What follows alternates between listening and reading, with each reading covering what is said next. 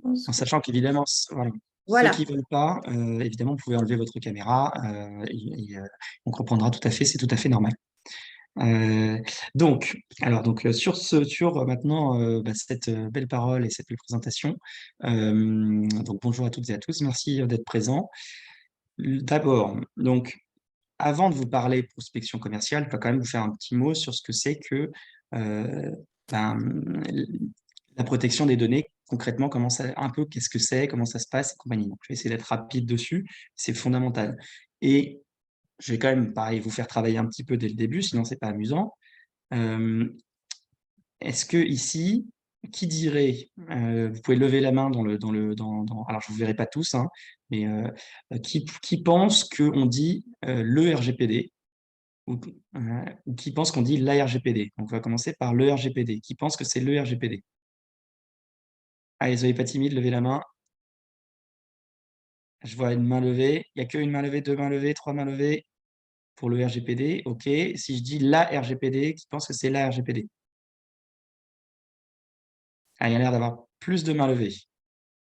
Voilà, je vois dans le chat beaucoup qui disent là. Et bien évidemment, c'était un piège. Et c'est pour ça que je commence par ça. C'est pas la RGPD. Beaucoup de gens disent ça. Mais c'est normal que vous disiez ça parce que vous pensez que c'est la réglementation pour la protection des données. En fait, non, c'est un règlement européen. En fait, il faut savoir, petit cours, 2 secondes, mais ça c'est toujours intéressant de le savoir. Et c'est important au niveau RGPD, c'est que il existe le droit européen, et dans le droit européen, vous avez, on va dire, deux types de règles potentielles de lois, on va dire, pour faire simple. Et l'une des lois, c'est un règlement. En fait, un règlement, c'est une loi européenne qui s'applique de la même manière dans tous les États membres de l'Union européenne.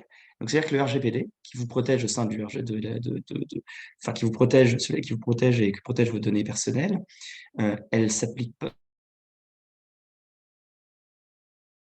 en Belgique, en Roumanie, en Hongrie, etc., etc. D'accord.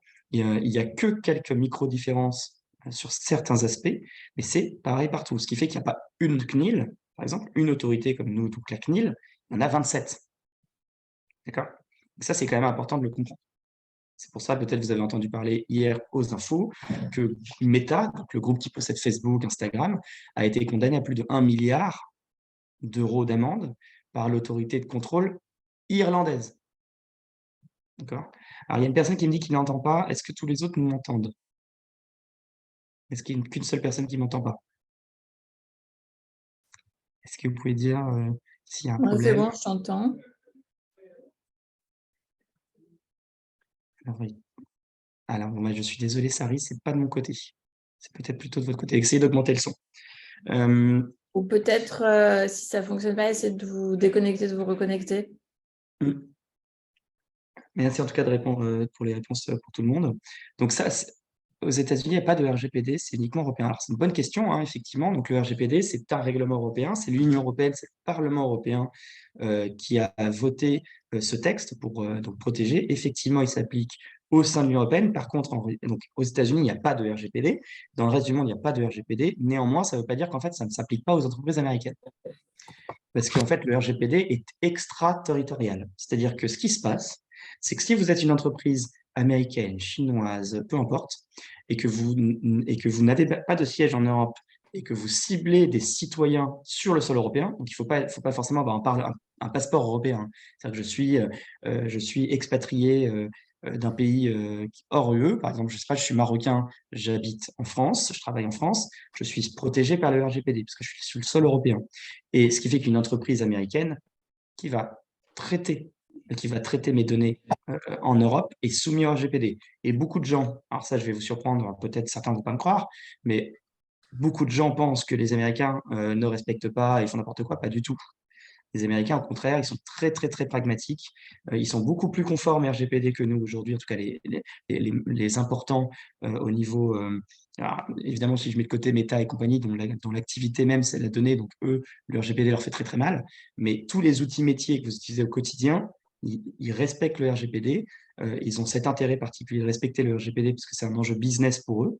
Et en fait, contrairement à une idée reçue, bah, en fait, finalement, les Américains, en très grande majorité, ils sont pas moins conformes au RGPD que nous. Donc ça, c'est juste pour bien comprendre. Donc le RGPD, c'est un règlement, c'est une loi presque fédérale qui s'applique partout pareil dans toute l'Union européenne. Ça, c'est important de le savoir. Et ce qui est important de savoir, parce que ça, pareil, beaucoup de gens pensent que c'est le cas, et beaucoup de gens vont vous embêter quand vous ferez de la prospection commerciale là-dessus, c'est qu'ils pensent que la prospection commerciale, les règles, elles viennent du RGPD. Alors que pas du tout. La protection des données, c'est plein de choses, c'est 90% du RGPD, mais pas que. En fait, les règles qui régissent le marketing, et essentiellement le marketing digital, donc la prospection, c'est en fait, c'est une directive. Donc une directive, c'est pas un règlement. Une directive, c'est un autre type de loi qui, là, ne s'applique pas exactement pareil dans tous les États européens. Vous avez une loi qui fait des grandes lignes et chaque État membre fait une loi spécifique qui va avec des adaptations. D'accord? Donc c'est un peu moins homogène. Et ben, la prospection commerciale, les règles, elles ne datent pas du RGPD. Elles datent de 2002. D'une directive de 2002. C'est qu'en fait, le RGPD a renforcé les sanctions, a renforcé certaines choses, et donc c'est là que maintenant on apprend que ça existe. En fait, c'est que effectivement, avant, au maximum, vous allez avoir 100 000 euros d'amende, maximum pour les grosses sociétés, en ne respectant pas. Aujourd'hui, non, on peut avoir 1 milliard.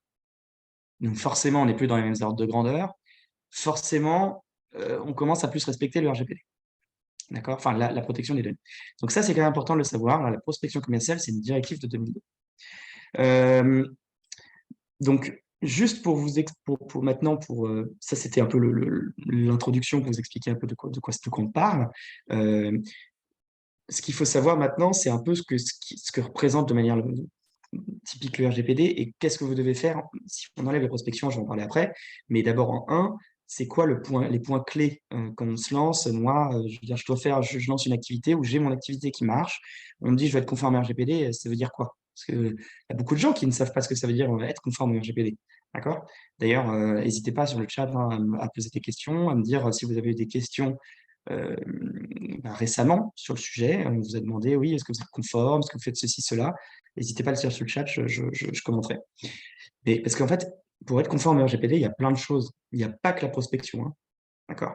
Il y a ce que vous connaissez tous, les bandeaux cookies et les cookies. Ah oui, on en parlera quand même tout à l'heure, parce que c'est quand même un canal d'acquisition de clients. J'en parlerai dans un troisième temps. Donc les cookies et bandeaux cookies, ça c'est évidemment du RGPD. Tout ce qui régit votre site internet, hein, l'information, ce que vous connaissez, la politique de confidentialité, la politique cookies, etc. Ça c'est l'information des personnes. Vous avez le contrôle de vos prestataires techniques. Je ne sais pas si ici, on a peut-être qui sont des prestataires techniques. Ça peut être des hébergeurs, ça peut être des outils métiers, justement. Alors, ceux que vous connaissez tous, c'est Google Workspace, Microsoft 365, mais il y en a plein d'autres. Et en prospection commerciale, il y en a un paquet des outils métiers qui vont vous aider à prospecter. Et ça, ce sont vos sous-traitants. Vous devez les contrôler. D'accord. Vous avez justement vérifié s'il y a des transferts en dehors de l'Union européenne de données ou pas, et les contrôler, ces transferts s'il y en a. Il y a la sécurité de votre système d'information. Très important, il faut sécuriser son système d'information pour éviter des violations de données, du phishing, qu'on vous crypte vos serveurs, etc. Et il y a aussi votre produit. C'est-à-dire que vous pouvez, dans votre activité service en tant que telle, c'est-à-dire que vous pouvez avoir, par exemple, si vous développez un site de e-commerce, vous développez un outil technique, eh bien, évidemment, alors voilà, si on fait des créations de sites, j'en parlerai après, ça c'est un autre sujet, mais justement, c'est une bonne question, c'est-à-dire que vous êtes potentiellement sous-traitant, on va en parler. Donc, par exemple, quand vous avez l'activité service, de votre activité, elle doit être conforme aussi à RGPD, parce que vous devez souvent comment dire, vous devez démontrer à vos clients que ce que vous lui fournissez est pas de blanche. D'accord? Donc, c'est tout un ensemble. Et dedans, il y a évidemment la prospection commerciale. Et pourquoi on fait un focus aujourd'hui dessus? C'est parce que, et après je répondrai à votre question, Samara, mais pourquoi on fait un focus juste aujourd'hui sur la prospection? C'est parce que c'est un des risques, un des dangers, c'est un des premiers canaux de risque des sociétés, et tout type. D'accord?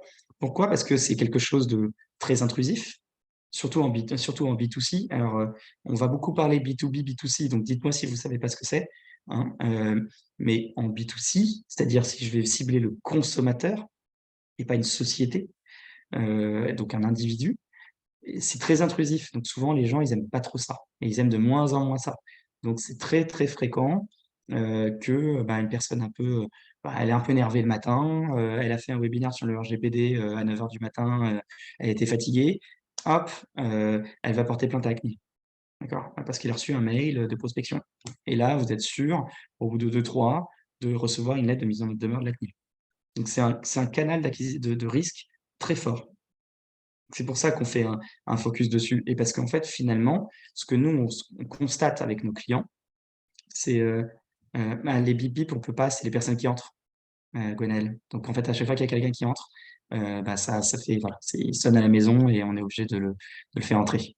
Mais bon, quand il y aura, comme il y a beaucoup d'inscrits, les gens, ils arrivent au fur et à mesure. Et donc c'est un canal de risque. Mais en même temps, ce que donc nous on constate avec nos clients, c'est que beaucoup ont peur de ce risque et comme ils connaissent pas les règles, ils n'osent pas prospecter. D'accord? Donc justement, l'objectif de ce webinaire, c'est après de vous donner des clés, de vous dire ce que vous avez le droit de faire, pas le droit de faire, de vous rendre la prospection la plus efficiente possible. Et vous allez voir qu'en fait, il y a beaucoup de possibilités, il y a beaucoup de choses. Alors, je vois qu'il y a quelques questions, je vais quand même répondre. Donc, Samar pose la question, et si on fait des créations de sites web pour des clients? Alors, ça dépend.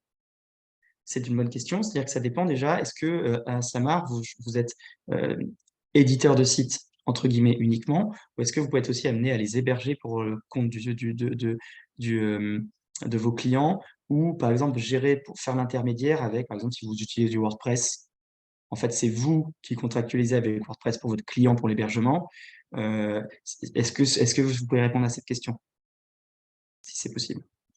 Ça va affiner ma réponse. Mais en attendant que vous répondiez, en gros, oui, quand vous faites par exemple, si vous faites un site, normalement, la personne qui va vous demander un site, elle va vous demander un site clé en main. Et clé en main, ça veut dire avec le bandeau cookies qui va bien, s'il y a besoin, avec peut-être les éléments clés. D'accord? Alors, ce qui est compliqué pour vous, parce qu'évidemment, vous ne connaissez pas les règles. Donc, en fait, souvent, nous, on travaille avec plusieurs éditeurs, hein. Souvent, ils vont avoir un partenariat avec d'autres cabinets de DPO ou autre chose, et ils vont dire, moi, j'ai besoin pour ce client de telle chose, telle chose, telle chose. Ils vont faire un package. Mais normalement, oui, effectivement. Après, chacun son travail. Il est évident que normalement, quand le client il vient vous voir, il ne va pas vous demander de faire la conformité du site. Ça n'a pas de sens. Donc, ça dépend ce que vous vendez, hein. Moi, ce que je vous conseille, c'est de vendre, de dire, moi, je fais que le site. Ah oui, je vais répondre, Conan. Ce que je vous propose au conseil, c'est de vous dire, moi, je fais que le site. Attention, je ne suis pas du tout responsable du juridique. Quand le juridique, allez voir un spécialiste. Et vous le mettez bien dans vos CGV. Comme ça, vous êtes protégé. Si vous ne faites pas, on peut toujours vous dire, attendez, vous avez un devoir de conseil, vous ne m'avez pas dit, et compagnie. OK. Je suis prestataire avec hébergement. OK. Alors, dans ce cas-là, vous êtes ce qu'on appelle un sous-traitant. Alors, je répondrai à plein de questions, hein, mais ça, c'est important que tout le monde comprenne. Donc là, ça marche. Comme vous hébergez, vous êtes sous-traitant au sens du RGPD. C'est un point très clé hein, dans le RGPD. Et sous-traitance dans le sens du RGPD, ça veut dire que vous avez des obligations vis-à-vis de vos clients et notamment, vous avez l'obligation de démontrer que vous êtes conforme sur demande. Vos clients ont le droit de vous auditer. Et donc là, je vous conseille fortement d'aller voir, et là je réponds à la question de Gwenaëlle, un cabinet de DPO, et je ne dis pas ça pour me vendre moi, hein. Vous pouvez voir n'importe qui, mais je vous le conseille fortement. Pourquoi? Un cabinet de DPO, c'est quoi? C'est moi, ma société, nous sommes DPO, c'est-à-dire délégués à la protection des données, d'accord? Data Protection Officer. En fait, on est le représentant auprès de la CNIL et face au client du client qu'on accompagne. Et en fait, on va traiter la donnée, la gestion juridique de la donnée, le respect du RGPD chez lui. Quand on est sous-traitant, s'il y en a d'autres ici, je vous conseille très fortement d'aller vite voir un DPO. Pourquoi? Parce que vous allez avoir un jour ou l'autre un problème business.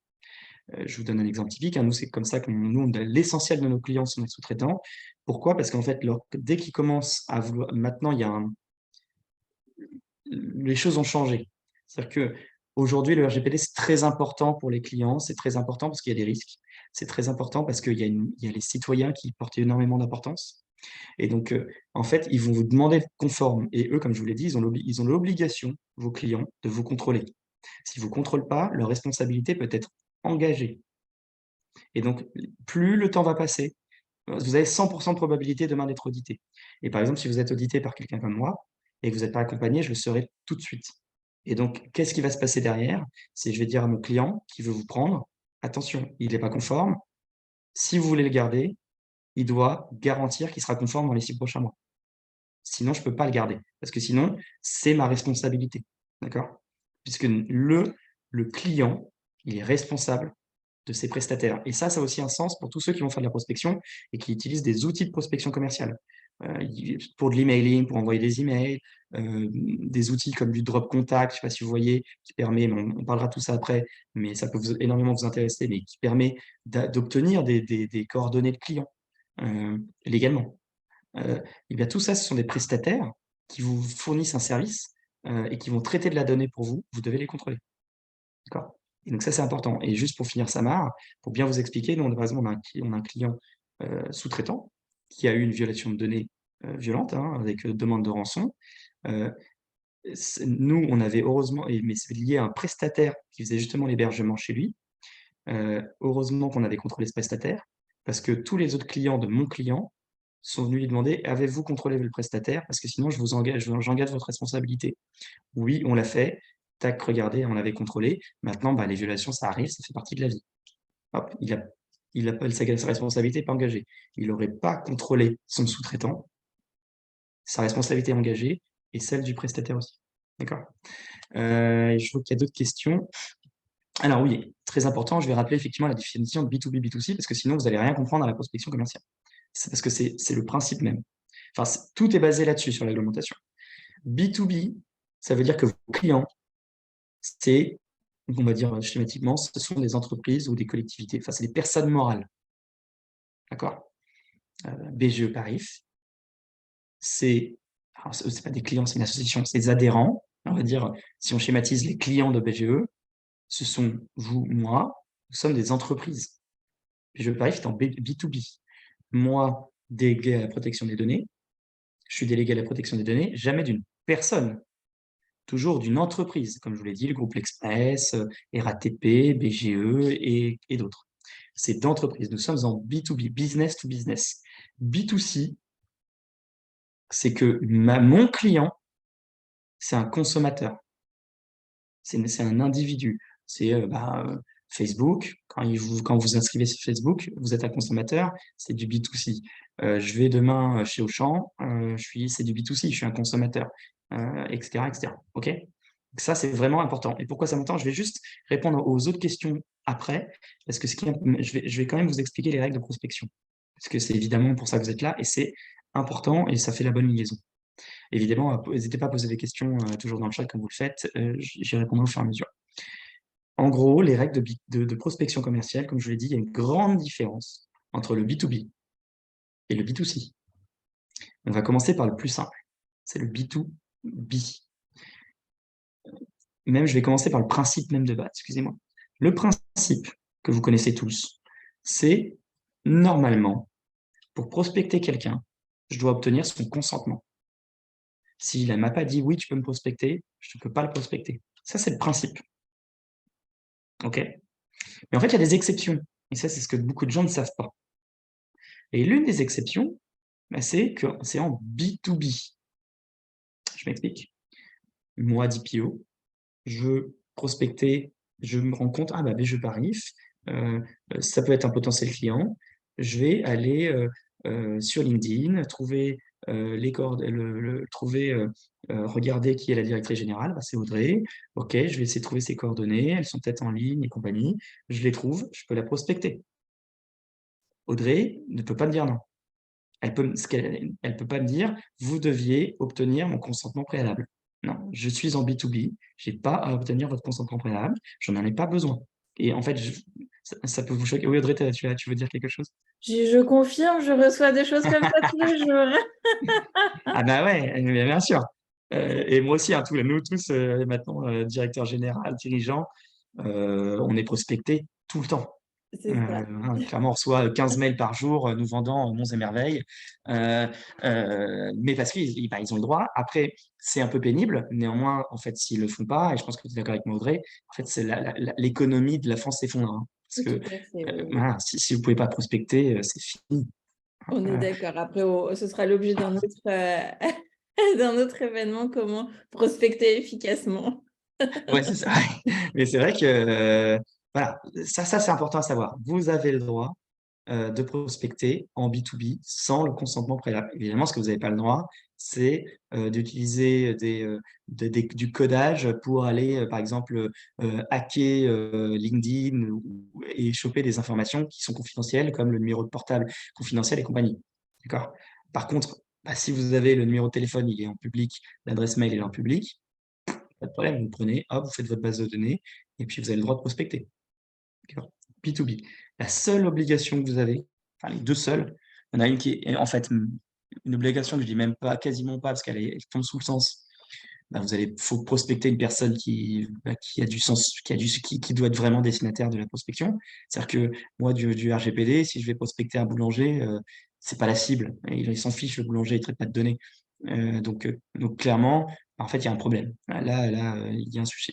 Par contre, dès lors que vous prospectez déjà la personne qui est ciblée par votre activité, hein, typiquement, bah, vous êtes gérant, on vous propose des outils de prospection commerciale. En fait, c'est normal. Par contre, vous êtes directeur des ressources humaines, on vous propose des outils de marketing digital. Non, ça n'a pas de sens. Pareil, vous êtes directeur marketing, on propose des outils de gestion RH. Ça n'a pas de sens. D'accord. Et là, on s'en finirait pas, hein. On serait vraiment sous une masse terrible. Donc ça, vous n'avez pas le droit. Évidemment, il faut prospecter la bonne personne. Première chose. Donc ça, attention à ça quand même, c'est-à-dire bien cibler. Et le ciblage, c'est très important. C'est pas du RGPD, hein, c'est plus vous ciblez, plus vous allez avoir de bons résultats de toute façon. Deuxième chose, c'est que, et ça, tout le monde le connaît, c'est qu'il faut mettre le lien de désinscription dans le mail. Vous devez toujours permettre à la personne de se désinscrire. Et vous allez rire, mais moi, donc, et je pense que Audrey, toi, tu vois pareil, je suis donc démarché tous les jours par des acteurs de la prospection commerciale qui me disent: «Ah, je vais vous externaliser la prospection commerciale, venez chez moi», et ils n'ont pas le bouton de désinscription. Donc là, bah là, en fait, ça veut dire que vous avez un prestataire qui vend un service qui n'est pas conforme à RGPD. Alors que lui, pour le coup, il doit être 100 full RGPD. D'accord? Donc ça veut dire que typiquement, si vous recevez un mail de prospection commerciale de quelqu'un qui vous vend de l'externalisation de prospection commerciale et qui a pas le désinscription, fuyez. C'est-à-dire qu'il connaît pas le b.a-ba. D'accord? Donc donc pour résumer, B2B, pas besoin de consentement préalable. Par contre, il faut le lien des inscriptions. Et il faut une chose supplémentaire, c'est que normalement en B2B, quand vous allez prospecter, vous ne la connaissez pas la personne. D'accord? Par exemple, pareil, encore, je prends l'exemple de BGE Paris. Imaginons je ne connaissais pas Audrey à l'époque. Je veux la prospecter, je trouve les informations via des outils légaux encore, mais via des outils LinkedIn et autres et compagnie. Donc, je n'ai pas les informations via Audrey directement, par exemple, qui était peut-être à ce webinaire aujourd'hui, qui a rempli un formulaire et compagnie. Je les ai indirectement, donc je dois donner la source dans mon mail de comment j'ai obtenu son information. D'accord? Ça peut être, bah, je l'ai obtenu via LinkedIn, je l'ai obtenu en achetant une base. Voilà. Ça, c'est fondamental. OK. Je regarde s'il y a eu d'autres questions. Parce que plein de questions. Si, il y a eu des questions sur le sujet. Tac, tac, tac.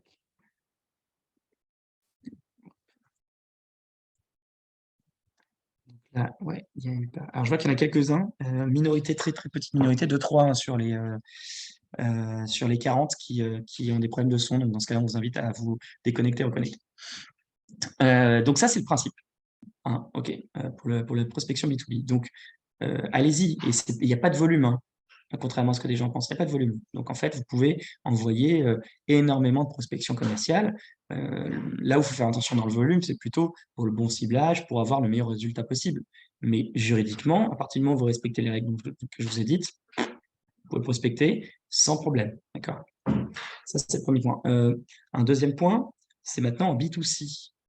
Et B2C, c'est plus compliqué. Parce que vous le constatez, bah, dans votre boîte mail, vous recevez beaucoup moins de choses.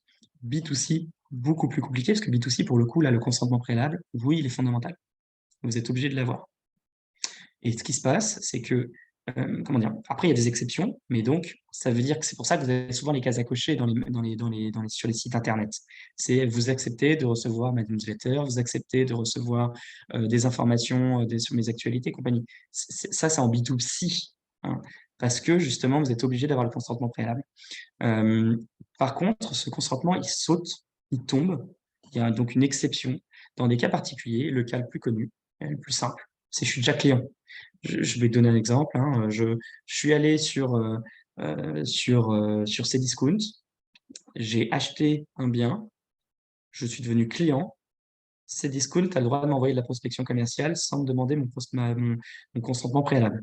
J'ai été client, il a le droit de m'envoyer des éléments, des informations sur des produits similaires à celui qui m'a vendu. D'accord? Et ça, c'est très important. Et ça, c'est quelque chose que vous avez le droit de faire. Par contre, encore une fois, vous êtes obligé de mettre là le fameux lien des inscriptions dans le mail. Obligé. D'accord? C'est obligé. Euh, un point qui est important, c'est tout ce dont je vous parle là, c'est pour les emails et les textos, hein. Même dans les textos, il faut qu'il y ait un moyen de se désinscrire, le stop, par exemple, hein, envoyer stop à machin et compagnie. Donc c'est email texto, ce que je vous ai dit, pour B2C, B2B. Voie postale, il n'y a pas de règle. C'est pour ça que vous êtes tous embêtés euh, sur vos courriers. Voie postale, vous pouvez prospecter sans problème. Téléphone, parce que ça va en intéresser certains. Téléphone, vous pouvez. C'est pour ça, pareil, que plus personne n'a de téléphone fixe chez soi, hein. C'est que vous avez le droit, vous pouvez prospecter sans consentement préalable par téléphone. Ce qu'il faut faire, par contre, c'est toujours vérifier sur une liste qui s'appelle Blocktel si la personne que vous allez prospecter n'est pas sur Blocktel. En général, de toute façon, vous allez acheter des bases à une société qui a fait déjà le travail de recherche, normalement. Mais si vous voulez le faire vous, en B2C, hein, notamment, vous allez voir sur Blocktel. Blocktel, c'est B2C uniquement, hein, c'est pas B2B. Vous allez voir sur Blocktel si le consommateur il est sur Blocktel. S'il est sur Blocktel, vous n'avez pas le droit de l'appeler. S'il n'est pas sur Blocktel, vous avez le droit de l'appeler. Néanmoins, moi, je vous dirais, ne le faites pas, parce qu'aujourd'hui, c'est de plus en plus mal vu. C'est quelque chose de plus en plus considéré comme intrusif. En plus, on n'a plus le droit de le faire le week-end, on n'a plus le droit de le faire après 19h. Enfin, c'est quand même assez contraignant, ce qui est, moi, je trouve normal après. Et en fait, vous n'avez pas, après, ça c'est d'expérience personnelle, c'est qu'en plus, vous n'avez pas souvent de bons taux de retour parce qu'en fait, les gens n'aiment plus ça. D'accord. Après, ça dépend de l'activité aussi. Par exemple, en immobilier, c'est quelque chose d'assez fréquent et ça se fait plutôt de manière fréquente. Mais dans d'autres secteurs, ça dépend un peu du secteur. Donc, essayez peut-être faites des tests. Si vous n'avez jamais essayé, faites des tests auprès de vos cibles. Si vous voyez que globalement ça répond bien, ok. Si vous voyez que ça répond mal et que sur 15 personnes que vous prospectez, il y en a 7 qui vous menacent, trouvez un autre moyen parce que vous allez prendre des risques. Alors, je regarde s'il y a des questions sur ce que j'ai dit depuis tout à l'heure. Donc, de nombreux comptes LinkedIn, Bonaldi, ont été piratés de toute façon. Les hackers développent des algorithmes qui recoupent toutes les informations de personnes. Alors, sincèrement, LinkedIn, tout le monde peut attaquer. Ça, c'est un autre sujet, mais juste sachez que tout le monde peut attaquer, même Google, n'importe qui. Néanmoins, il n'y a pas plus sécurisé au monde que les GAFAM. Voilà, parce qu'ils mettent des milliards là-dedans. Donc, ils sont même plus sécurisés qu'OVH. Donc, oui, vu qu'ils sont en guerre contre des personnes malveillantes dont l'objectif est de hacker le tout juste soit par défi, soit par argent. Évidemment, ça peut arriver, mais c'est jamais quelque chose d'incroyable. Sincèrement, je pense que LinkedIn, qui a eu un siphonnage de données comme ça, je pense que c'est jamais arrivé. Par contre, après, il y a des outils, ça on en parlera après, qui sont légaux hein, et qui marchent avec LinkedIn, qui permettent d'avoir des informations. Donc, n'ayez pas peur d'aller sur LinkedIn, hein, c'est ce que je veux dire. Pas peur.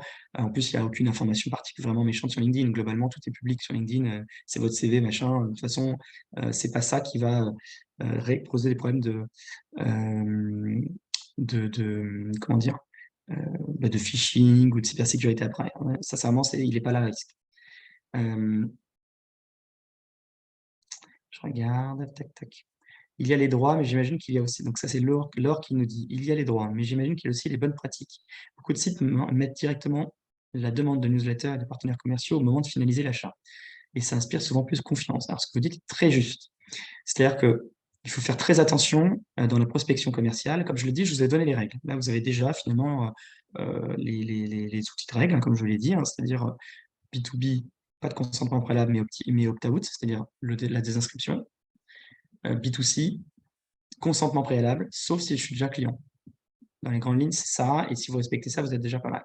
Par contre, effectivement, vous pouvez aussi avoir des bonnes pratiques, il y a des astuces aussi. Attention, quand je dis astuces, il y a des astuces illégales et des astuces légales. L'astuce illégale typique, c'est je mets une case à cocher, je la précoche. Interdit. Vous n'avez pas le droit de précocher les cases à cocher. Voilà. Pourquoi? Parce que en fait, le but est de tromper le destinataire, la cible, puisque comme par essence, et que c'est obligatoire que ça soit à la personne de cocher, si c'est précoché, en fait, elle va avoir l'impression que c'est, comment dire, en fait, elle va souvent aller très vite et en fait, comme ça, vous gagnez effectivement du lead, mais il n'est pas loyal, d'accord? Il y a ça, ou alors il y a inverser les phrases, c'est-à-dire dire: «Si vous ne cochez pas, vous recevrez de la prospection commerciale». Pareil, le but, c'est de tromper la personne, parce que le but, c'est d'habitude, on doit cocher. Donc en fait, là, vous trompez les gens, donc dans ce cas-là, c'est pas conforme du tout et vous pouvez être, sanctionné pour ça. Donc il faut être loyal. Donc c'est une case à cocher avec une information. Par exemple, pour la newsletter, vous acceptez de recevoir une newsletter. Pour plus d'informations, allez voir ma politique de confidentialité.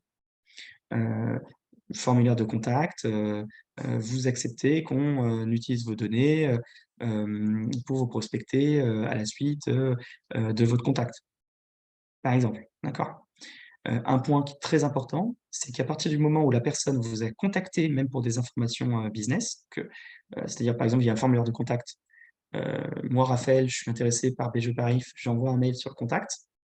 J'envoie un mail, les jeux Parif, je les ai contactés pour qu'ils me recontactent, c'est normal qu'ils me recontactent, mais surtout, comme maintenant je suis dans leur base, ils ont le droit de me prospecter 3 ans. C'est-à-dire qu'à partir je fais plus simple, excusez-moi.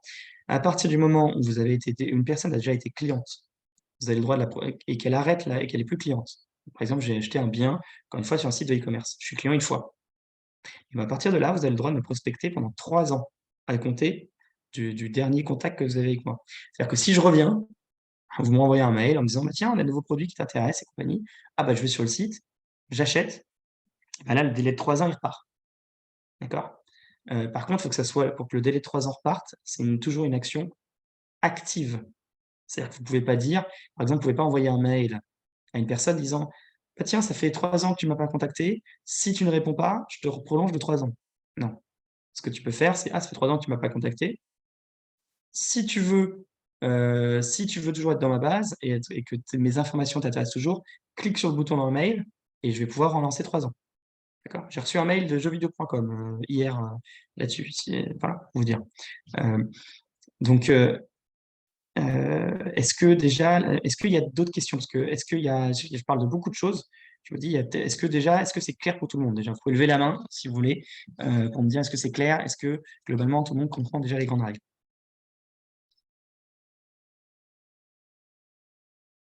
J'ai l'impression que globalement, OK, c'est clair, je vous remercie. Heu, bah, super, donc bon, bah, top, parce que c'est vrai que je dis beaucoup de choses et je parle très vite, donc souvent on me le dit beaucoup, c'est pour ça que je voulais quand même vérifier, que ça soit bien clair pour tout le monde.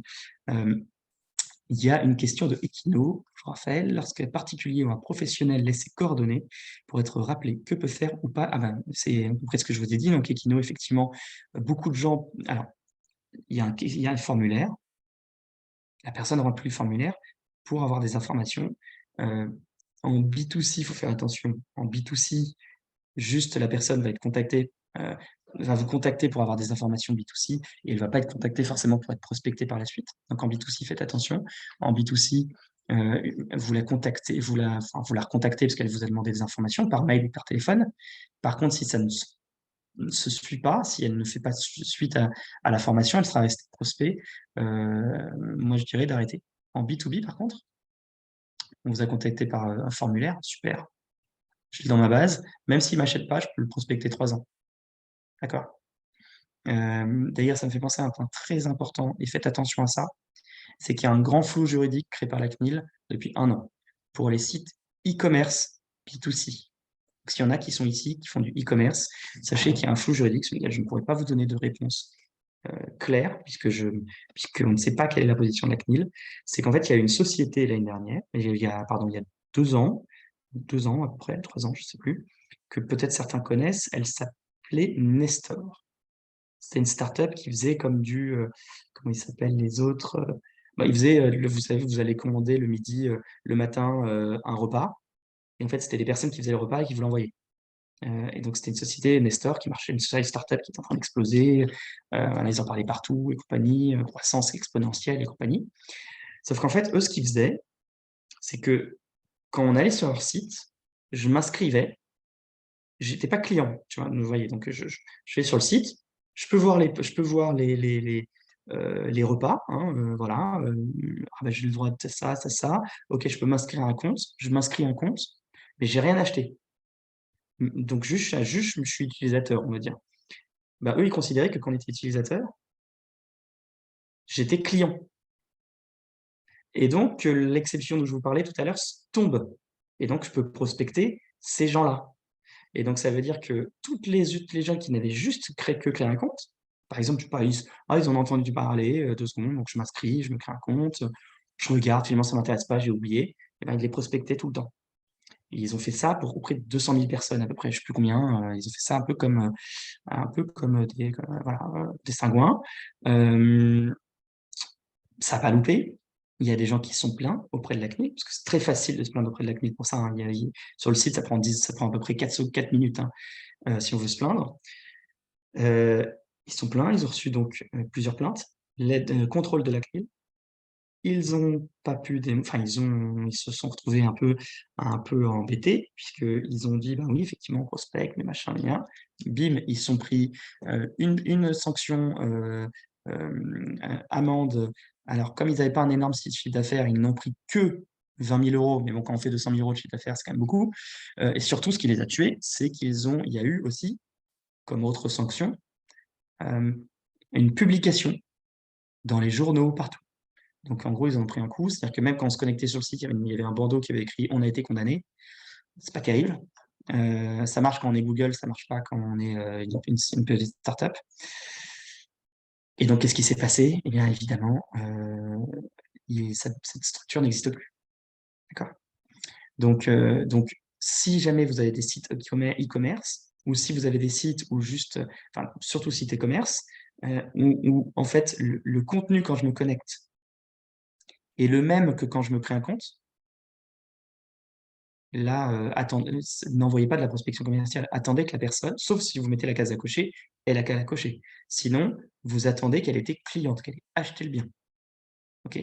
En B2B, c'est différent, encore une fois. En B2B, elle s'est inscrite, elle est utilisateur, qu'elle ait acheté ou pas acheté, de toute façon, j'ai le droit de la prospecter. Maintenant, j'ai acquis ses coordonnées, je peux y aller. D'accord? Donc ça, c'est un point important. Alors, Gonal dit, par expérience de terrain, le département de Seine-et-Marne et MDMA a été piraté en juin 2022. Ils viennent tout juste de réparer leur accès en ligne. Ils étaient au panier aux clients depuis un an. Alors oui, ça c'est un autre sujet, hein, mais effectivement, de toute façon, ça c'est indéniable que la sécurité, faites très attention, surtout en fonction de votre activité, hein. Encore une fois, si vous êtes sous-traitant, la sécurité, le RGPD 2000%, vous devez faire attention à 2000%. Si par contre, enfin, dans tous les cas, la sécurité, c'est important, c'est un jalon du RGPD. Et sachez qu'aujourd'hui, de toute façon, les entreprises françaises, elles se font toutes attaquer tout le temps au bout d'un certain niveau de taille, et pas très gros, hein.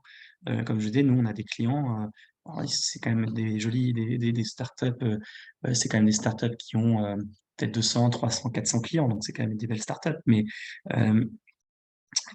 qui se sont fait hacker très sévèrement. Donc il faut faire très attention effectivement à la sécurité, mais c'est malheureusement aujourd'hui, on va devoir tous vivre avec. Voilà. Il faut juste être prévenant. Alors, Camille Sarr dit, alors juste pour Fatma, je suis désolé pour la création de site. Alors, pour la création de site, sans hébergement, suis-je sous-traitant? Non, vous n'êtes pas sous-traitante, vous fournissez un service de création de site, comme par exemple un avocat fournit un service de conseil. C'est pour être sous-traitant, il faut traiter, il faut vraiment que votre activité, c'est traiter de la donnée, et que cette donnée, c'est la donnée de vos clients. L'exemple le plus clair enfin les plus connus en termes de sous-traitance, c'est l'hébergement. L'hébergeur, c'est je te passe mes données, tu les mets chez toi, tu les sécurises pour mon compte. En fait, t'es mon coffre-fort. Là, tout le monde comprend bien. Un SIRH, c'est-à-dire un logiciel de gestion de paye, de temps de travail des salariés, son activité, c'est de traiter les données de mes salariés à moi. Donc, je lui passe les données de mes salariés, il les passe à la moulinette pour me donner des résultats. C'est son activité. Lui, c'est un sous-traitant. Voilà. Donc, ceux qui sont sous-traitants, comme je le disais, évidemment, là, c'est pas que je fais ma pub, c'est une réalité. Si vous êtes sous-traitant, foncez prendre un DPO, un délégué à la protection des données. Si vous n'êtes pas sous-traitant, ça dépend de votre activité. Si vous êtes dans la santé, vous êtes obligé. Si vous êtes une collectivité, vous êtes obligé. Si vous traitez des données sensibles, c'est, on va dire, bancaire, santé. Alors, bancaire n'est pas une donnée sensible au sens juridique, mais j'essaie de vous simplifier la vie. En gros, si vous faites des données bancaires, si vous avez si vous êtes, alors je dis pas paiement, hein, c'est-à-dire que si vous avez des données bancaires parce que vous êtes e-commerce, vous n'avez pas forcément besoin d'un DPO. Si votre activité, elle peut être dans le bancaire. Ça existe, hein, il y a plein de startups qui sont dans le bancaire ou d'entreprises. Si vous avez des données de santé, votre activité, ça va être santé. Si vous avez des données de religion, orientation sexuelle, opinion politique, syndicale, vous êtes obligé d'avoir un DPO.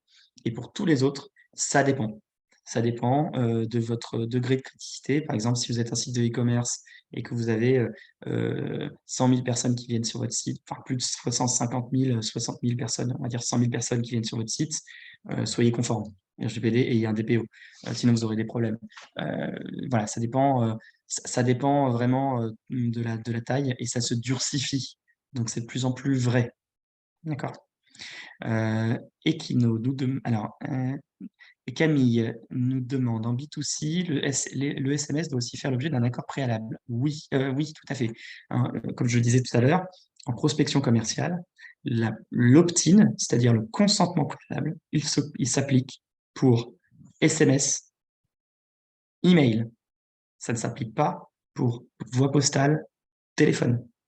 Donc SMS, typiquement, si vous ne connaissez pas. Alors, attention, hein, évidemment, si par exemple vous êtes dans l'immobilier ou autre, hein, mais je donne l'immobilier parce que je pense à ça parce qu'on en a aussi pas mal. Vous êtes dans l'immobilier, on vous contacte et on vous donne le numéro de téléphone pour être contacté. Évidemment, c'est normal que vous alliez les contacter par SMS. Bien sûr, en fait, le consentement, il vous l'a donné, puisque de toute façon, vous devez lui envoyer un message. Par contre, si vous avez obtenu, je ne sais pas, vous avez un ami, vous dit, ah tiens, j'ai les numéros de téléphone de plein de gens, je te passe la base, tu peux aller prospecter, en B2C, hein, bien sûr. En B2B, ça marche, mais en B2C, pensons par B2C. Donc, je vous dis, ah, tu peux les prospecter en B2C, vas-y, fonce et tout. Noé, jamais de la vie. Hein. S'il ne peut pas vous dire, OK, je te démontre que j'ai eu le consentement, jamais de la vie. Et vous, si vous avez obtenu des numéros de téléphone ou des adresses email sur votre site, les gens, ils ont fait une demande de démo, une demande de machin, ils sont allés sur le site, ils vous ont mis le numéro de téléphone, le SMS, c'est en B2C, et ils n'ont pas coché la case, vous n'avez pas le droit de les prospecter. Vous avez le droit de les contacter parce qu'ils vous ont demandé de les contacter afin d'avoir plus d'infos, ça s'arrête là. S'ils s'arrêtent, ils s'arrêtent. D'accord? Donc ça, c'est pas possible d'aller plus loin. B2B, faites attention. Et là, on revient à la question, je sais plus, excusez-moi, hein, de qui tout à l'heure, enfin la remarque qui était attention, il y a aussi le droit, il y a les bonnes pratiques. Il avait raison. Parce que B2B, c'est plus du tout accepté d'envoyer un texto. Vous avez le droit juridiquement, mais clairement, ça fait pas bonne figure. Vous aurez très mauvais résultats. Et en plus, vous risquez de tomber, ça arrive à tout le monde, hein, vous risquez de tomber sur des personnes qui sont un peu énervées. Il y a des gens qui pensent tout savoir, qui pensent mieux maîtriser que le RGPD que vous. Je vous le dis parce que nous, ça nous arrive, hein, et qui vont vous menacer, vous dire que vous attaquez devant tout le monde, etc. Pour vous donner un exemple de ce qui est quand même de gens, je pense un peu déséquilibrés, mais il y en a quand même. Nous, donc on est, je pense aujourd'hui, j'en sais rien encore une fois, mais on est à minima dans le top 3 des cabinets de conseil français DPO, si ce n'est le numéro 1. Ça nous arrive au moins une fois par mois qu'il y ait une personne qui nous dise ouais, vous connaissez rien au RGPD, qu'on prospecte en B2B, hein, donc on a le droit de le faire, on respecte tout, on fait tout ce qu'il faut. Vous n'avez pas le droit, c'est un scandale, je vais vous attaquer devant la CNIL, machin. Et ce qui s'est passé une fois même, c'est que donc la personne insulte l'un de mes commerciaux en lisant tout ça. Nous, on a notre message tout prêt pour les gens prendre un peu de recul en expliquant pourquoi on a le droit de le faire. Vexé parce qu'il pensait tout savoir, il va sur LinkedIn. Il met sur LinkedIn en nous ciblant, oui, DPO, fait pas bien les choses, il respecte pas le RGPD, nanana, scandale. Puis là, vous voyez un peu comment ça marche, hein, les réseaux sociaux. Vous allez avoir centaines de renards, enfin pas des renards, euh, je trouve plus le nom de cet animal, mais bon, voilà, vous voyez ce que je veux dire, qui vont être là, oui, scandaleux, ils savent même pas si vous avez raison ou tort, ils savent même pas, ah, scandaleux, machin, ils vous massacrent sur Internet, ils vont mettre des mauvais commentaires sur les réseaux et compagnie. Alors, si ça vous arrive, ne paniquez pas, hein. Nous, en fait, finalement, on n'a pas paniqué, on a dit, OK, si vous voulez, on a envoyé un message en disant, en fait, soit, en fait, nous, on a fait ça, vous le prenez mal, très bien, bah, écoutez, c'est la vie, c'est comme ça, etc. Et finalement, nous, ça a plutôt bien marché, ça a même eu un bon effet, parce que finalement, les gens, c'est-à-dire que vous avez les gens très malveillants, bon, bah, eux, ils nous ont massacrés. Finalement, même si ça peut être impressionnant, parce que vous pouvez avoir 100 personnes d'un coup, en fait, 100 personnes sur des millions, c'est pas grand-chose, en réalité.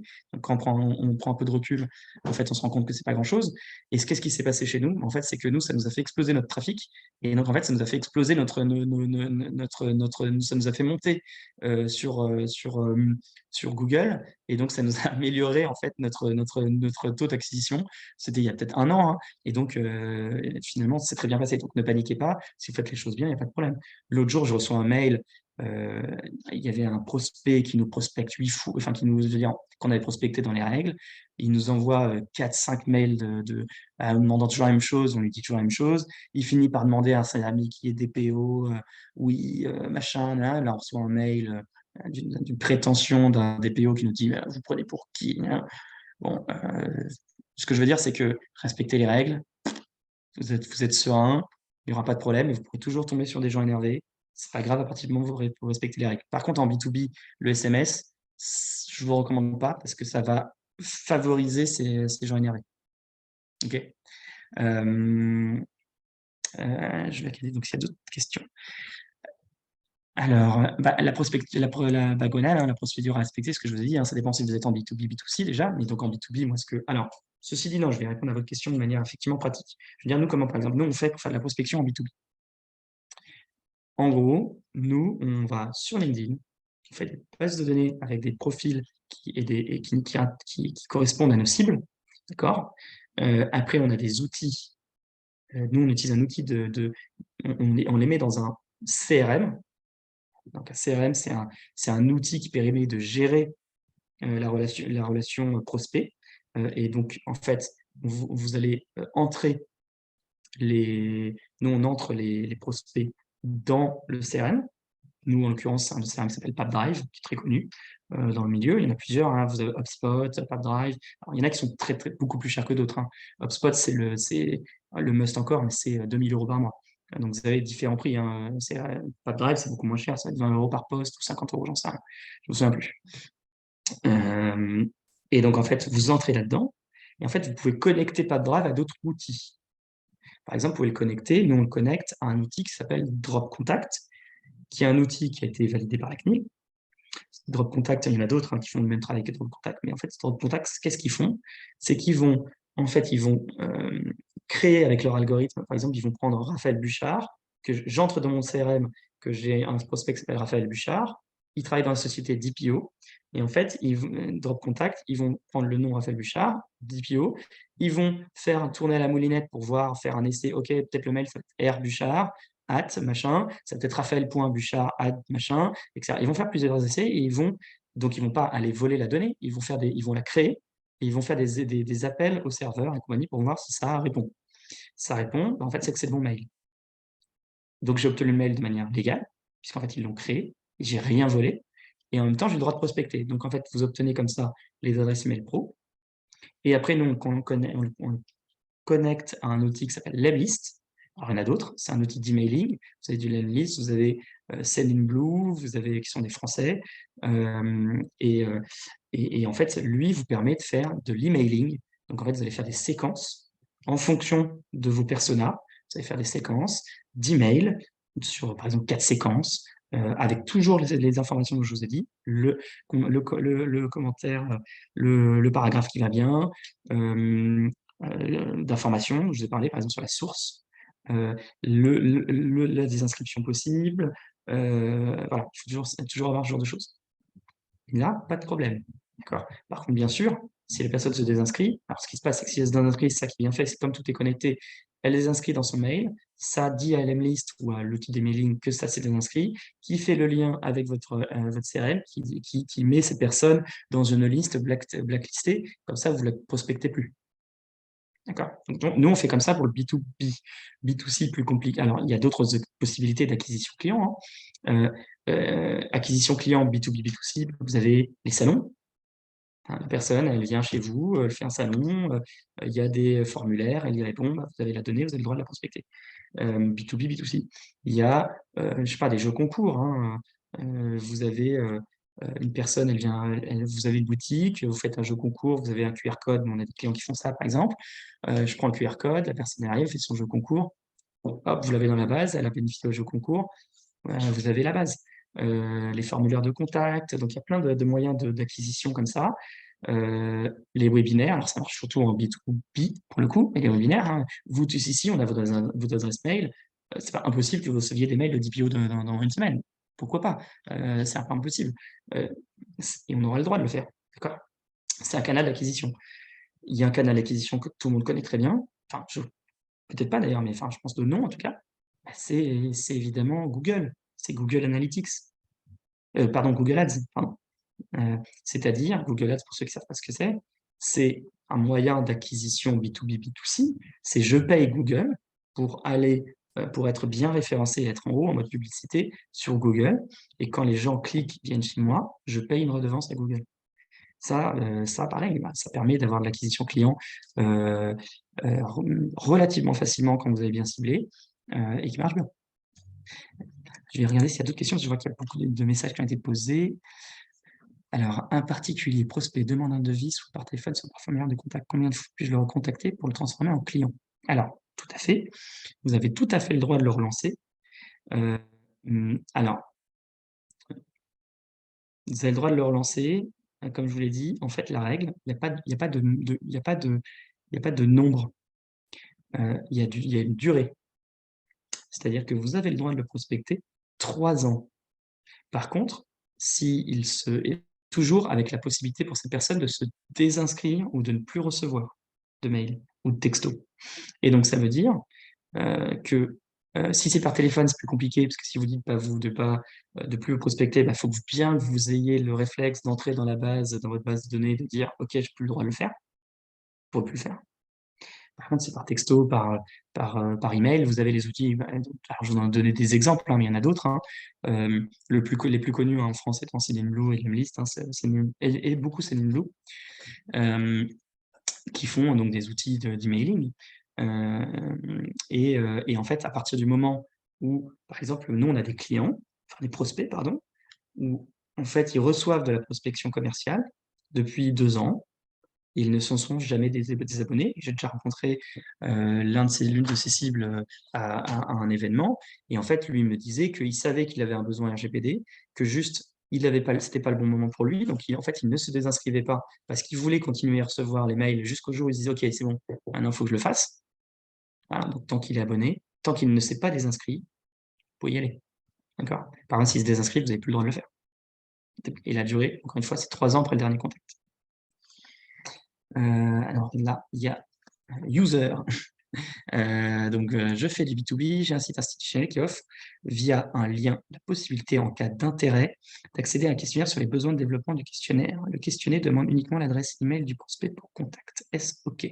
Alors, attendez, je comprends pas bien. L'activité offre via un lien la possibilité, en cas d'intérêt, d'accéder à un questionnaire sur les besoins, d'accord. De développement du questionnaire, d'accord. Le questionnaire demande uniquement l'adresse email du prospect de contact. Alors, oui, c'est OK. En fait, ça, vous soulevez un autre point qui est ce qu'on appelle la minimisation des données.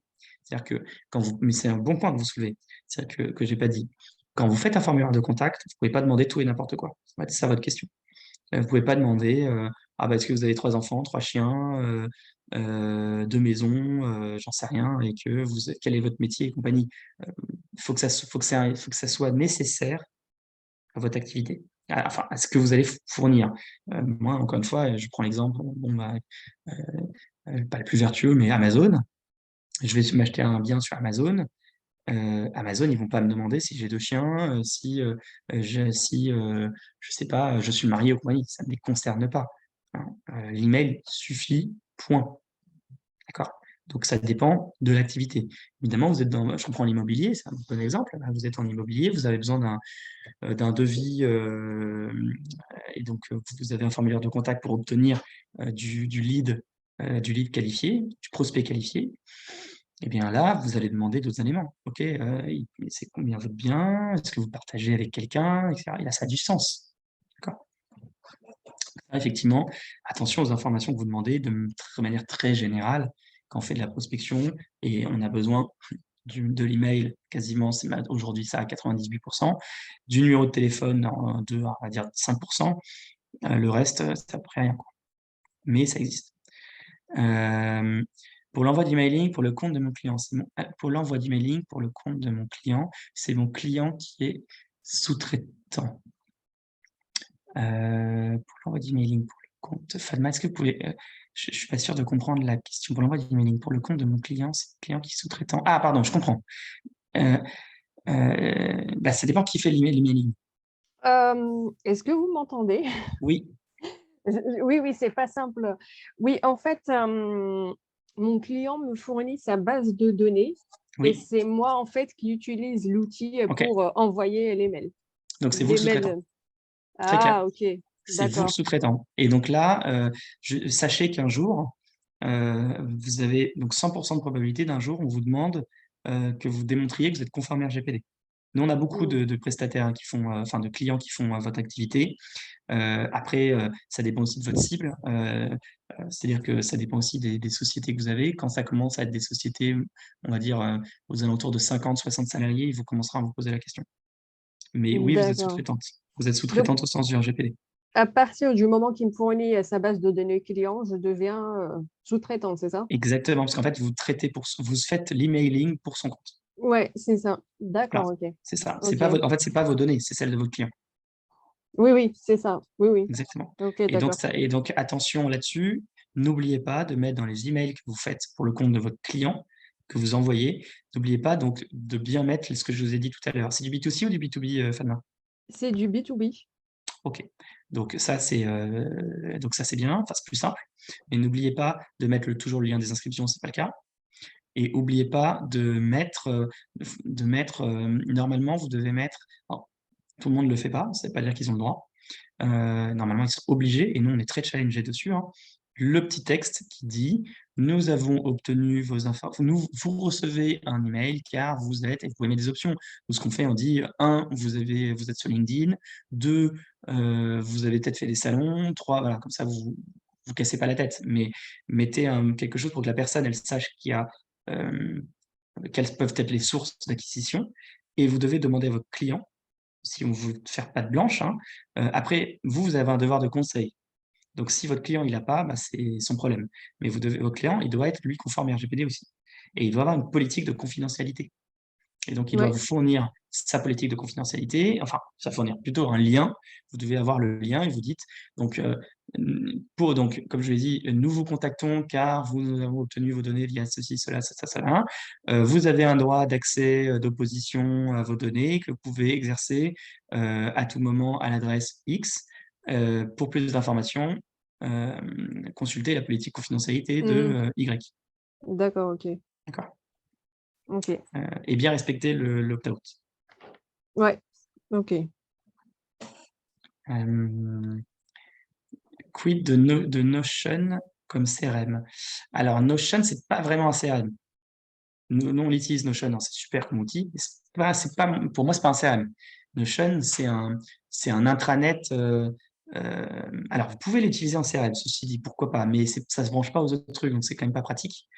En fait, Notion, pour que tout le monde comprenne, Notion, c'est un outil qui permet de faire une sorte d'intranet, mais comme vous voulez, c'est-à-dire que vous n'avez pas besoin de le développer en dur. Vous pouvez y mettre autant de choses que vous voulez, etc. Donc ça, c'est un super outil pour ceux qui ont besoin de partager de l'information à vos clients. Par exemple, pour faire des FAQ et compagnie, c'est super. Mais c'est, à mon sens, pas un CRM, parce que vraiment, le CRM, c'est un outil spécifique prospection commerciale qui peut se brancher à tous les outils dont je vous ai parlé, ce qui n'est pas le cas de Notion. Donc, avec Notion, vous ne pouvez pas le brancher avec un Lemlist, vous ne pouvez pas le brancher avec SendGlue, enfin, avec l'emailing, avec la newsletter, avec ceci, cela. Mais Notion, c'est un super outil. Donc, ah oui, les noms, oui, je peux les écrire. Je peux écrire les noms des outils. Donc, nous, on utilise Lemlist pour l'emailing, mais beaucoup de nos clients utilisent Sendinblue, ça c'est des Français. Nous, on utilise en CRM Pipedrive, qui est un des, pareil, des essentiels, qui est européen. Enfin, il est américain, mais il est vraiment situé en Europe. Vous avez HubSpot, qui est un des plus connus aussi, avec Pipedrive, HubSpot. Après, ça dépend aussi de votre activité. Vous avez par exemple des CRM dédiés à une activité. Donc, par exemple, on a un client qui fournit un service qui s'appelle Otari. Alors, c'est pour faire la pub, c'est pour vous expliquer. Lui, c'est un CRM pour les gestionnaires, pour les agents immobiliers. D'accord? Et c'est vraiment dédié, donc c'est très bien fait pour eux. Comme Wizio, pareil, même chose. Donc ça, voilà, nous, les Pipedrive, HubSpot, c'est vraiment des CRM, on va dire généralistes, pour des gens qui n'ont pas besoin de quelque chose de dédié. Pour d'autres activités, on peut avoir quelque chose de dédié. En santé, par exemple, vous avez Doctolib, ou alors nous, on accompagne Docorga. Pareil, c'est un CRM globalement pour les médecins et les praticiens. Donc, de manière générale, oui, vous avez aussi Zendesk, qui est un CRM très connu. Voilà, c'est à peu près les essentiels. Et après, nous, on utilise pour enrichir notre base, hein, comme je vous l'ai dit tout à l'heure, on utilise Drop Contact. Ça, c'est un des très utilisés aujourd'hui. Et il y en a un que je vais pas vous... il y en a d'autres, mais ils sont pas... Il y en a d'autres, notamment, qui arrivent à obtenir les données téléphoniques. Je ne conseille pas trop, c'est pas forcément très conforme. Nous, on a un autre client qui est connu aussi, qui permet d'enrichir votre base par des informations qui s'appelle Faro. Vous avez Scali, c'est aussi un de nos clients qui fait ça très bien, qui est un très bon outil pour prospection commerciale. Qu'est-ce que vous avez? Alors, on a un nouveau client, je trouve leur concept est génial. Ils viennent de finir de lancer leur outil, donc je me permets de faire leur pub parce que je trouve que, enfin, ils sont tous super, hein, évidemment, mais eux, ils ont quelque chose que je trouve drôle, c'est s'appelle Human Linker. C'est qu'en fait, ils se connectent à LinkedIn, et en fait, c'est vraiment bien fait, ils utilisent l'intelligence artificielle pour savoir qu'en fait, la prospection commerciale, quelque chose qui s'appelle l'icebreaker, c'est-à-dire, vous ne voyez pas les noms dans les réponses que je fournis? Ah, vous ne voyez pas le chat? Pourtant, j'ai mis à tout le monde. Normalement, vous voyez, hein. Dans le chat, allez dans le chat. Qu'est-ce que je veux dire?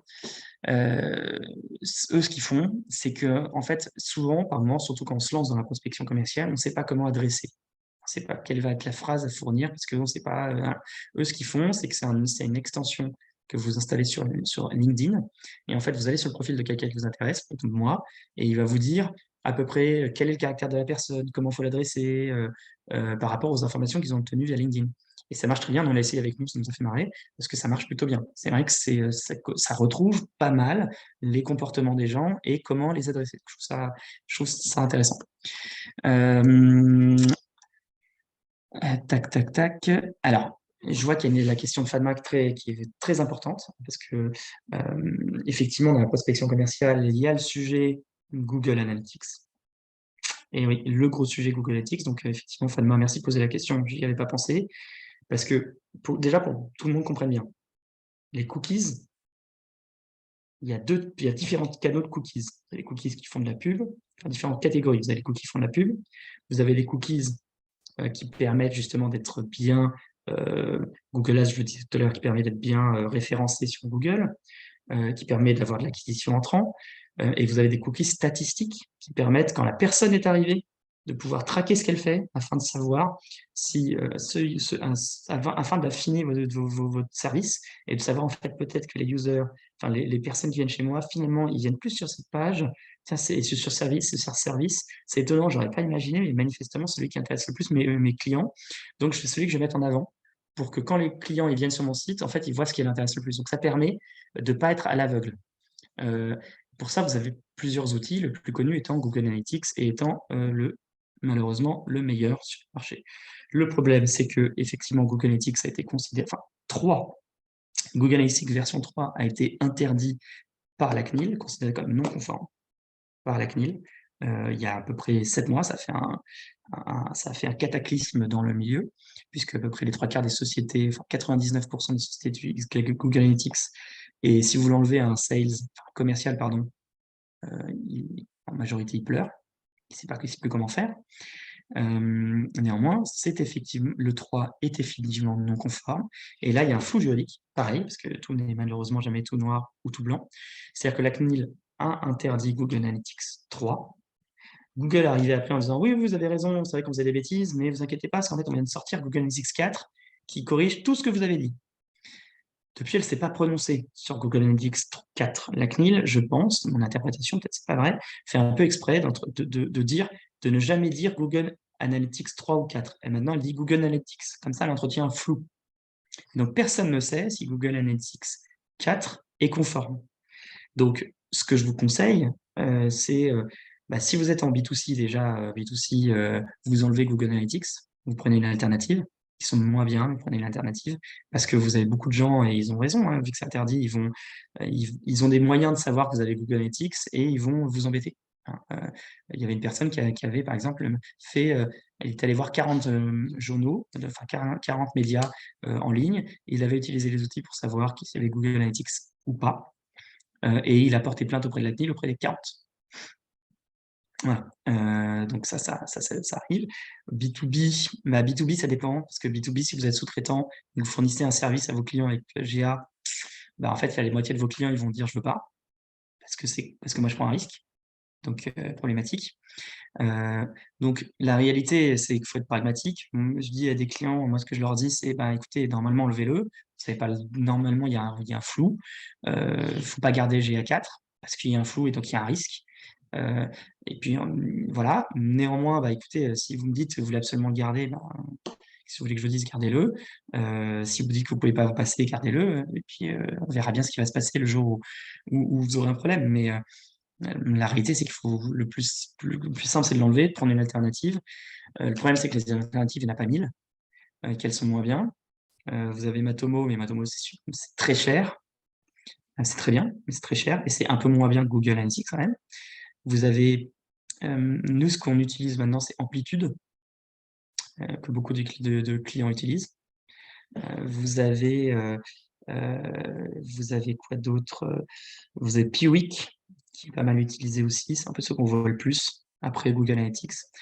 En sachant que n'oubliez pas que si vous avez un Amplitude ou autre, vous devez avoir un bandeau cookies. Sauf si, sachez bien, si vous avez des Matomo ou Piwik, que ceux-là, ils sont exonérés de bandeau cookies. Je vous épargne les détails de pourquoi techniquement, mais ils sont exonérés. Donc, d'autres questions? Est-ce qu'il y a d'autres questions? Il nous reste quelques minutes, mais dites-nous s'il y a d'autres questions. Je me ferai plaisir d'y répondre. Ah bah moi j'ai une question, mais vous avez dit que vous n'alliez pas y répondre. C'est pourquoi est-ce qu'il n'y a pas besoin de cookies pour Matomo Ah, et Piwik? oui, je peux vous le dire s'il n'y a pas d'autres questions. Oui, en fait, c'est parce que en fait, le RGPD, c'est la protection des données personnelles. Une donnée personnelle, c'est une donnée d'une personne, d'un individu identifiante, d'accord? Enfin, qu'on peut identifier, directement ou indirectement. Donc, par exemple, pour que tout le monde comprenne, une adresse IP, c'est une donnée personnelle. Parce qu'en fait, avec l'adresse IP, on peut vous identifier. Et en fait, le RG, comment dire, typiquement Google Analytics, ça a été interdit parce que l'adresse IP elle était envoyée aux États-Unis. Qu'est-ce qui se passe avec certains cookies? C'est qu'en fait, ils sont totalement exonérés, totalement, anonymisés. ils ont utilisé Techno. Donc, ce qu'ils ont fait, c'est que, en fait, ils ont créé un ID user qui va être complètement décorrélé avec du chiffrement et compagnie, où ils jettent la clé de chiffrement à la poubelle. Comme ça, on ne peut plus jamais revenir en arrière. Et donc, en fait, c'est-à-dire que moi, j'arrive sur un site, il y a une adresse IP effectivement qui est sur le site. Ça, je suis obligé d'avoir l'adresse IP pour que je puisse naviguer sur le site. Mais en fait, il y a un ID user qui va être créé, qui est complètement décorrélé de l'adresse IP. Complètement décorrélé. Il n'y a plus de lien. Et donc, en fait, les cookies vont être liés à cette adresse, à cet ID user complètement décorrélé, où c'est impossible de revenir sur les logs de connexion et sur l'adresse IP. Comme ils sont complètement anonymisés, ce ne sont plus des données personnelles. Et donc, la CNIL elle-même, elle considérait que c'était donc plus des cookies, c'est plus, comment dire, c'est plus soumis au RGPD, plus de bandes cookies. Ah, excellent. Ouais. Super. Et d'ailleurs, vous me faites penser. Oui, allez-y, Carmen, pardon. Non, c'était, je voulais juste vous remercier.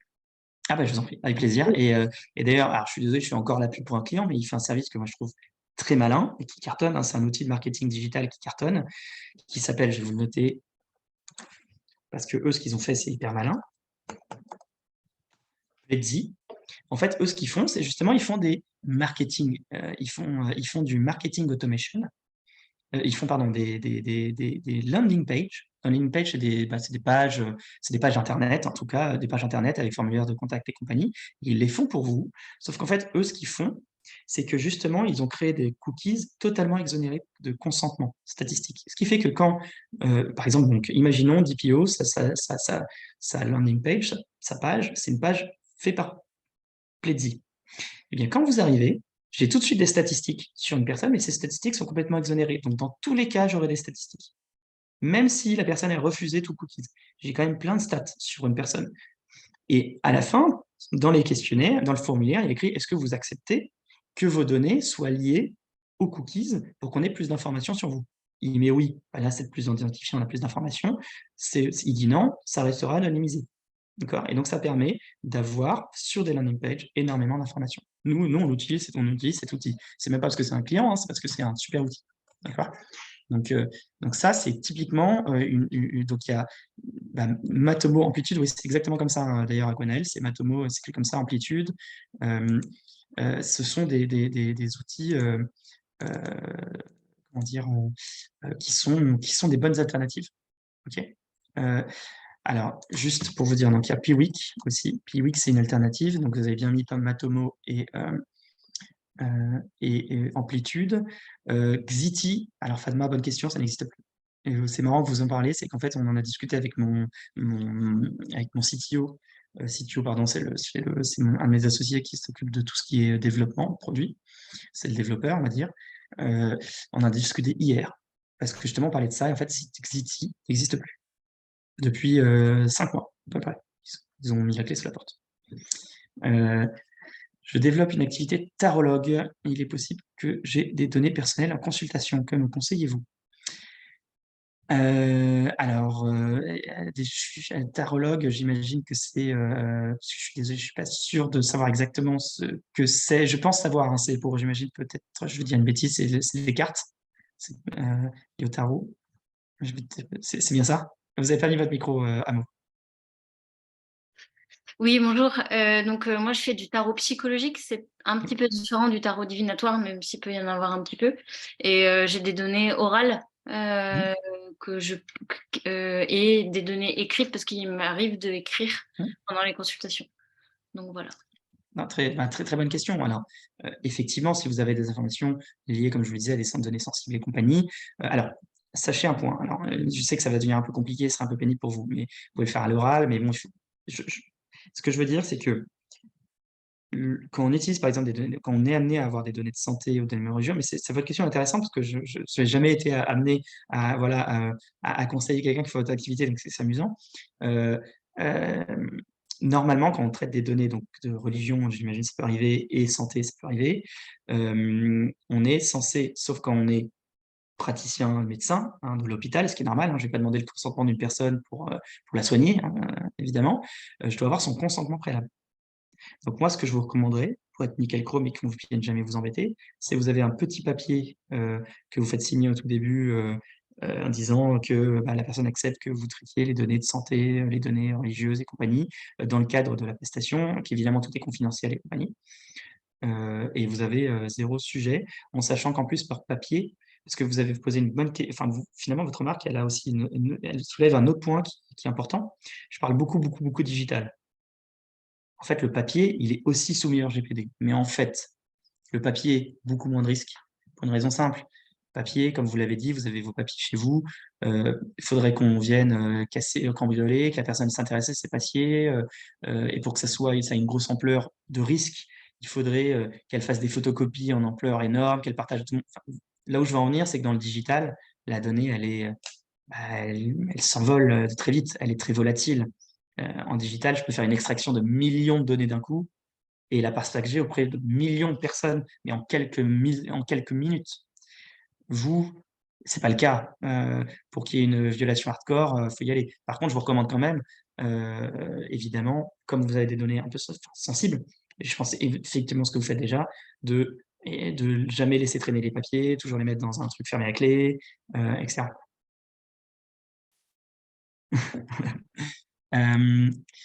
Alors, Samar dit c'est un peu comme les VPN. Alors, oui et non, parce qu'en fait, les VPN, en réalité, si on le veut, on peut revenir en arrière.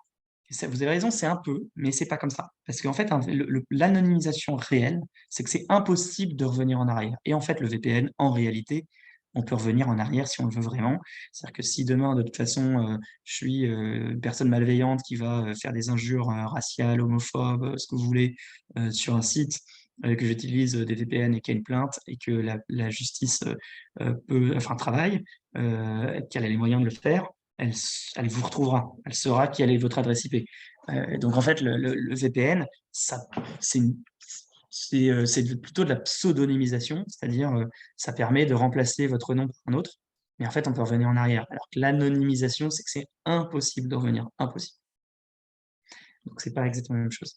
Alors, il nous reste 4 minutes, donc je vais juste je vais répondre à 2-3 questions, 2-3 dernières questions, et je vous proposerai de nous arrêter là. Je vois pas de nom de la société pour landing page, je vous la remets. Pledzi. Et en plus, objectivement, je dis pas ça parce que c'est nos clients, mais ils sont en plus tous très sympas. C'est vrai. Donc, c'est toujours agréable de travailler avec des gens sympas. Alors, bonjour, Colonel. J'ai créé un nom de domaine sur VH et mon nom de domaine est utilisé pour WordPress avec des commentaires hors propos. Certains sites utilisaient mon nom de domaine, mais j'ai désactivé les commentaires et plus de problèmes qu'ils sont analysés concernant mon adresse IP. Je ne suis pas sûr que ce soit un problème RGPD, ça. Parce que je pense que c'est plutôt un problème de propriété intellectuelle que vous aviez. Je pense, à mon avis, parce que là, si vous aviez eu des commentaires hors propos, utiliser mon nom de domaine, ouais, c'est plutôt une problématique de propriété intellectuelle que j'ai l'impression que vous avez eu. On n'en voit plus dans le chat pour tout le monde. Ah, pardon, effectivement, j'ai envoyé Kakonaël, je remets petit. Vous avez raison, merci. Hop. Est-ce qu'il y a une dernière question?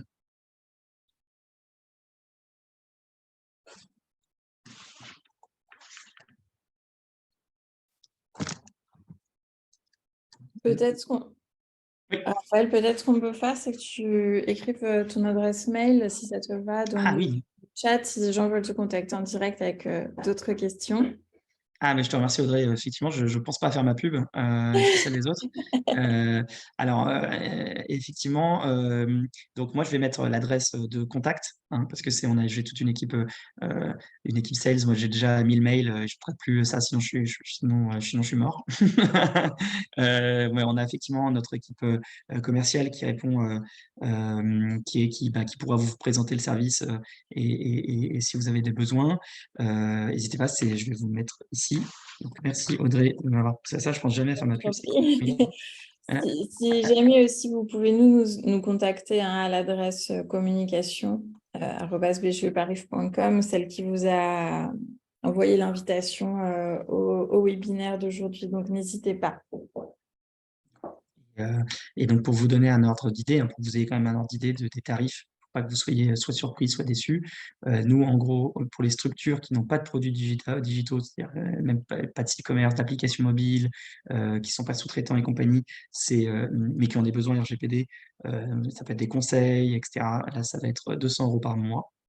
À partir de donc tous les autres jusqu'à 50 salariés, c'est 400 € par mois. Et au-delà, si vous avez plus de 50 salariés, c'est à partir de 600 €. Voilà. Et en ce cas, donc on est toujours le DPO, le délégué à la protection des données du client.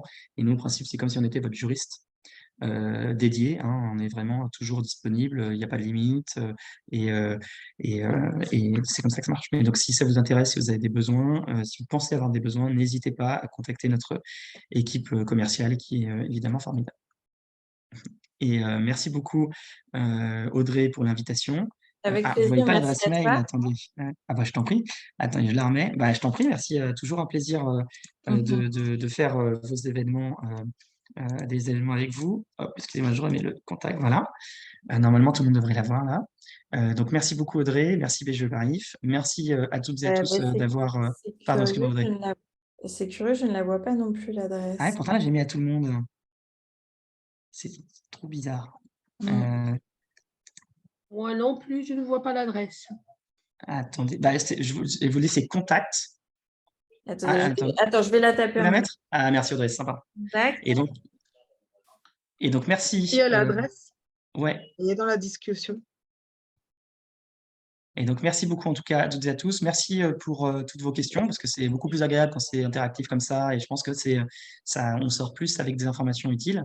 Donc merci pour vos questions, merci pour vos interactions et pour l'intérêt que vous avez eu pour le sujet qui intéresse de plus en plus, c'est toujours plaisir.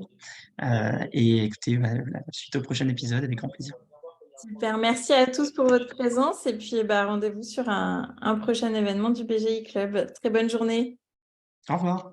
Merci beaucoup, merci. Au revoir. Au revoir. Au revoir, merci. Au revoir.